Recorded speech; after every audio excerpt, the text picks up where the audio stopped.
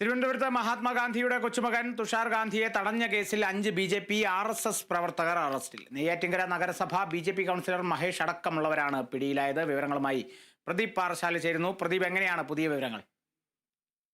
കാളിദാസ്, കൃത്യമായിട്ടും കഴിഞ്ഞ ദിവസം മുതലാണ് ഇത്തരത്തിൽ തുഷാർ ഗാന്ധിയെ തടഞ്ഞതുമായും അല്ലെങ്കിൽ തുഷാർ ഗാന്ധിക്കെതിരെ പ്രതിഷേധമുയർത്തിയ BJP RSS പ്രവർത്തകരെയാണ് നെയ്യാറ്റിൻകര പോലീസ് കേസെടുത്ത് അറസ്റ്റ് ചെയ്തത്.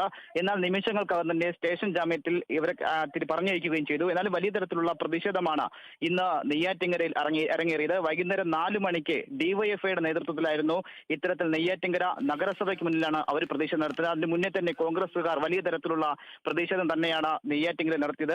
എന്നാൽ ഇതിനൊക്കപ്പുറം ഈ അഞ്ചു പേർ, അതായത് നെയ്യാറ്റിൻകര നഗരസഭാ കൗൺസിലറായിട്ടുള്ള കൂട്ടപ്പന മഹേഷ് ഉൾപ്പെടെ 5 പേരെയാണ് നെയ്യാറ്റിൻകര പോലീസ് അറസ്റ്റ് ചെയ്തത്.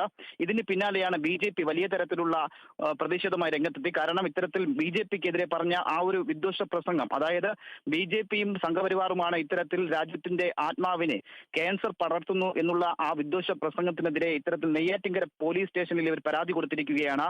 വിദ്വേഷ പ്രസംഗം നടത്തിയ തുഷാർ ഗാന്ധിക്കെതിരെ കേസെടുക്കണമെന്നും തുഷാർ ഗാന്ധിയെ അറസ്റ്റ് ചെയ്യണമെന്നും ആവശ്യപ്പെട്ടുകൊണ്ടാണ് ഇത്തരത്തിൽ BJP ഇന്ന് നിലയുറപ്പിച്ചിരിക്കുന്നത്. നാളെ വലിയ തരത്തിലുള്ള പ്രതിഷേധത്തിനാണ് BJP രംഗത്ത് വരുന്നത്. നാളെ രാവിലെ 11 മണിക്ക് നെയ്യാറ്റിൻകര നഗരസഭയ്ക്ക് മുന്നിലുള്ള ഗാന്ധി പ്രതിമയ്ക്ക് മുന്നിൽ തന്നെയാണ് BJPയും പ്രതിഷേധം സമരം നടത്തുവാനായി എത്തുന്നത്. നാളെ വലിയ തരത്തിലുള്ള പ്രതിഷേധം നടക്കും.